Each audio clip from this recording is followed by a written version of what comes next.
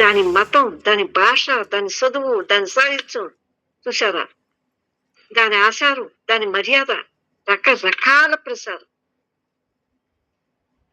ఆర్థిక ఒత్తిడి చూసారా?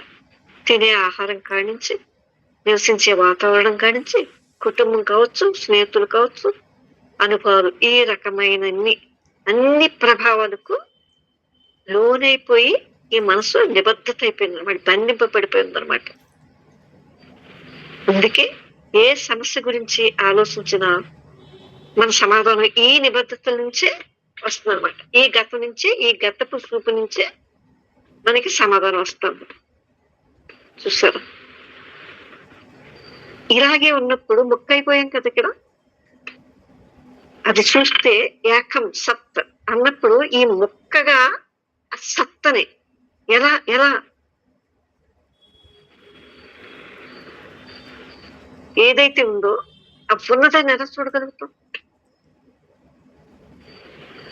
తెలియాలి మనకి ఇదంతా. దశాబ్దాల తరబడి మన జాతి, మానవ జాతి అనుకోండి పోనీ, దానికి ఒక జాతీయత భావాలు, దాని కులం, మానవుడైన మీద కులాలు ఉన్నాయి కదా, ఆ తరగతి, మన చదువుని ఇన్నిటితో మనం బంధింపబడుతున్నాం. ఇక్కడ ఎక్కడైనా స్వేచ్ఛ కనిపిస్తుందో ఈ మనసుకి? ఇలా మనం నిబద్ధతం అయిపోయామని మీకు తెలుసు. ఈ ప్రశ్నే మనం ముందు వేసుకోవాలి. మరి అయితే ఈ నిబద్ధత నుండి బయటపడుతుందా అనేది ప్రశ్న కాదు.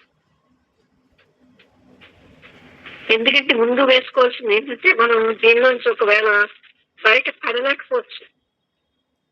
దీని నుంచి బయట పడాలి అనుకుంటూనే మీరు మరో బోర్డులో మరో నిబద్ధతలో కూరుకోవచ్చు.